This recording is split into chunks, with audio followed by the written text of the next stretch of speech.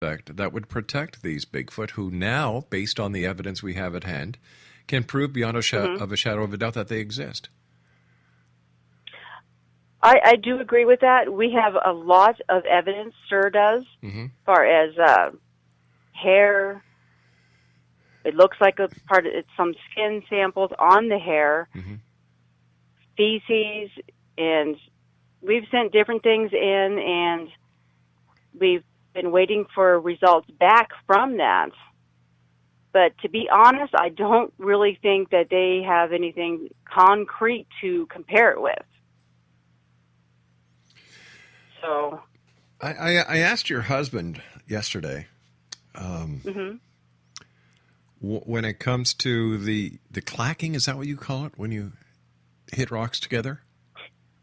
Yes.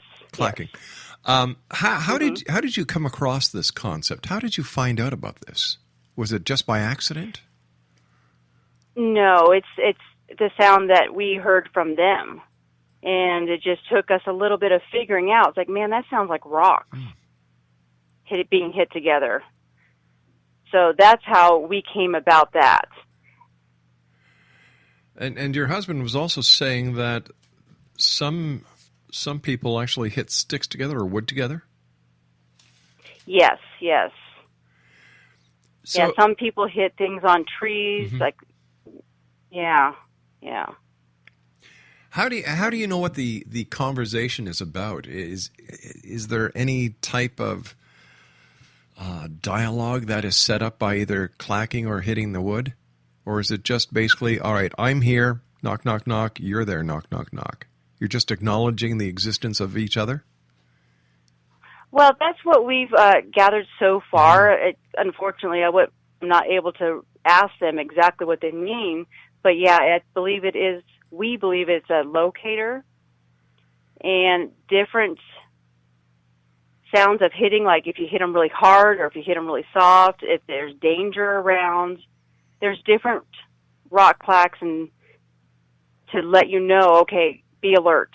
There's danger in the area. It sounds like we're talking about the drumming techniques and the drumming communication that has been used by indigenous people around the world. Maybe. Yeah. Yes. Yeah. What was it like when you and your husband finally made the connection that the clacking sound was Bigfoot trying to communicate?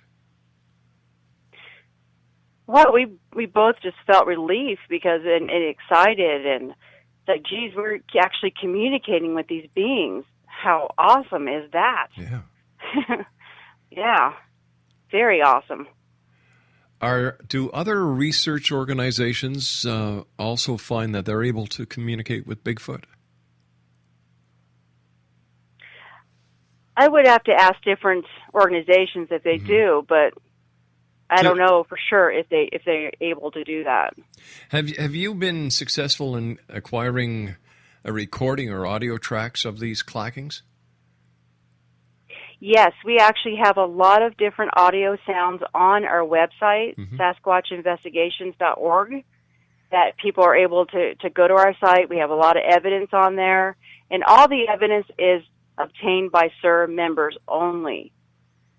All of our evidence is, and we have quite a bit up there.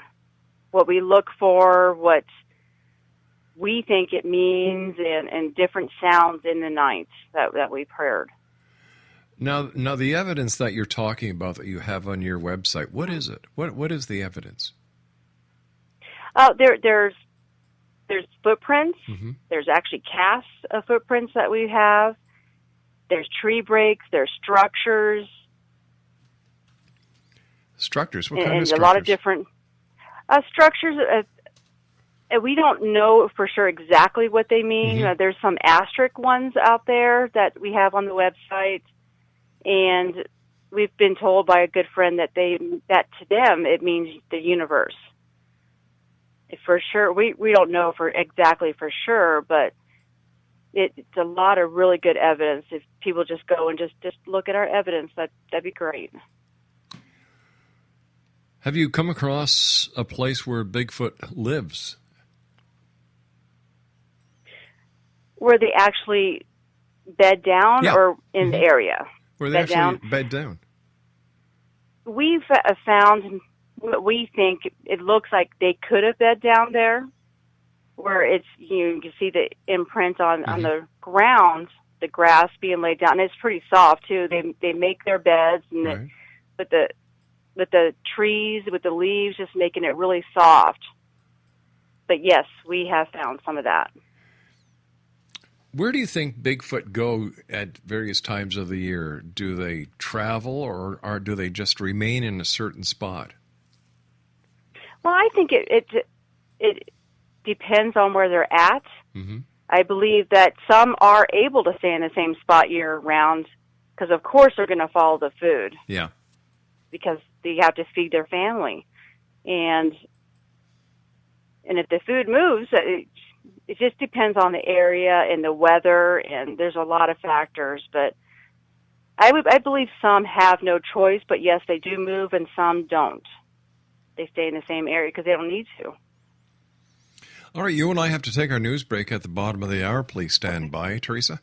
Exonation, Okay. Theresa Yelek is our guest. Theresa is with the Sasquatch investigation of the Rockies. They're based in Colorado.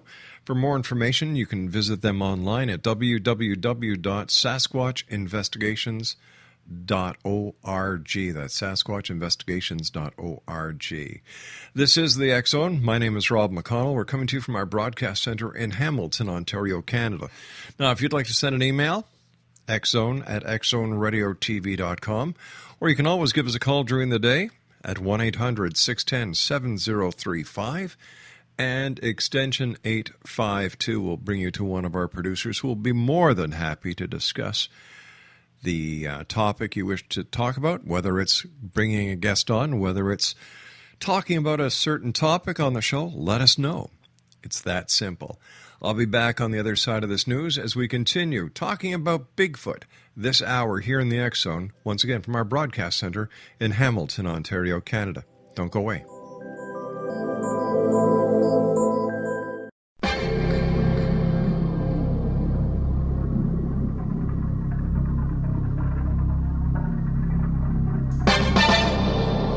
Hi, this is Rob McConnell, just letting you know that the X Chronicles newspaper is now available online at www.xzonebookclub.com. All past editions and current editions of the X Chronicles newspaper are available for 99 cents. That's www.xzonebookclub.com, and that's 99 cents U.S. per edition. And don't forget, the X Zone store is now open as well for all of your X Zone Nation merchandise. www.thexzonestore.com.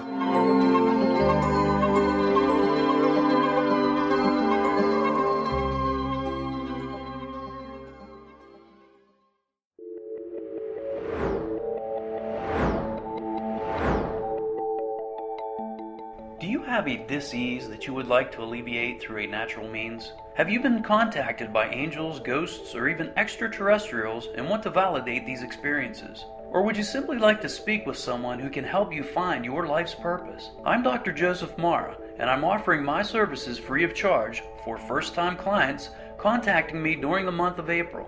These free consultations include angel card readings, guided meditations, life coaching, and energy healing. If you have always wanted to explore these types of experiences but were skeptical or simply could not afford them, then take advantage of this free special offer. Contact me through my website, aguidinglight, spelled LITE.com, to schedule your consultation today. Until then, I offer you love, light, and laughter.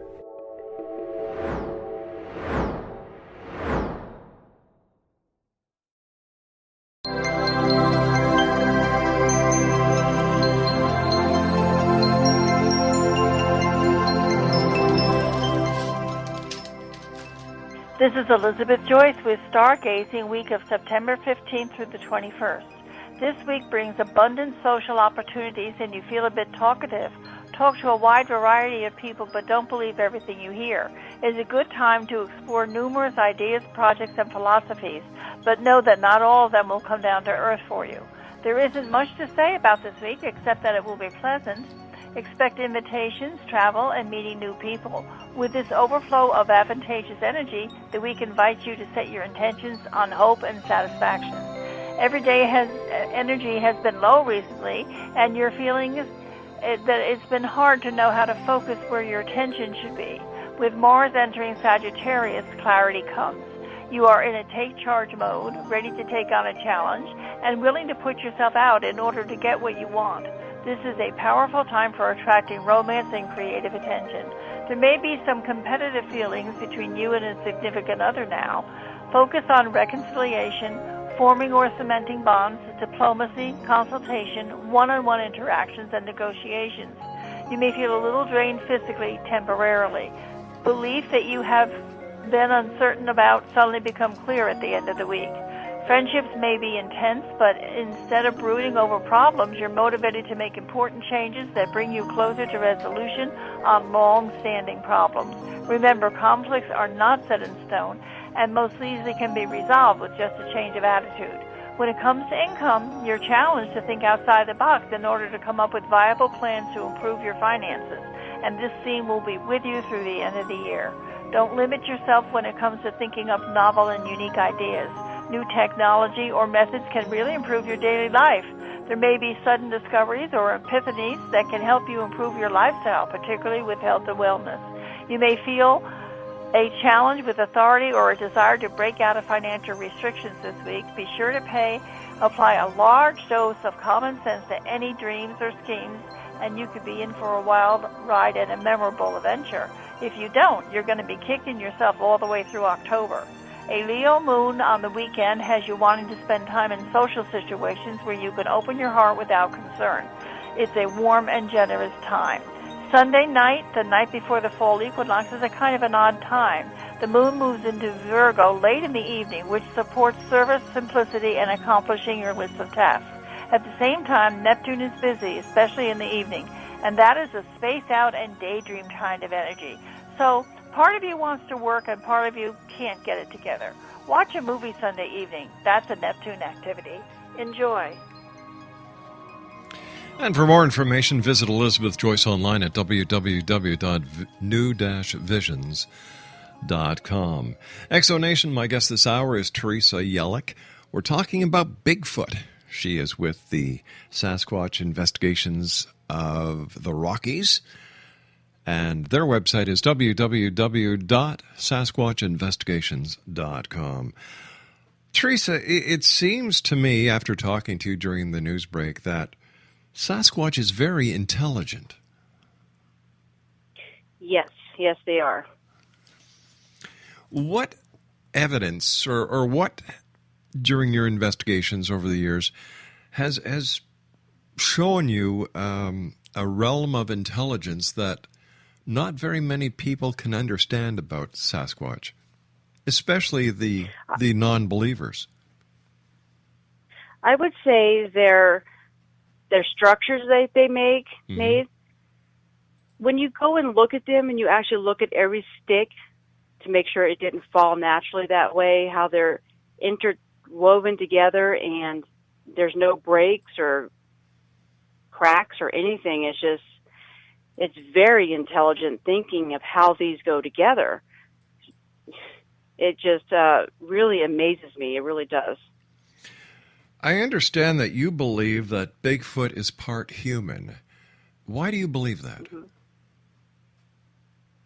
Well, why do I believe that? Because the feeling that I do get from them, I feel there's love there, there's intelligent thinking, there's problem solving that they have to do, there's different structure we found. Maybe they steer deer that when they hunt them a certain way in a certain manner, so they can actually get dinner for their family.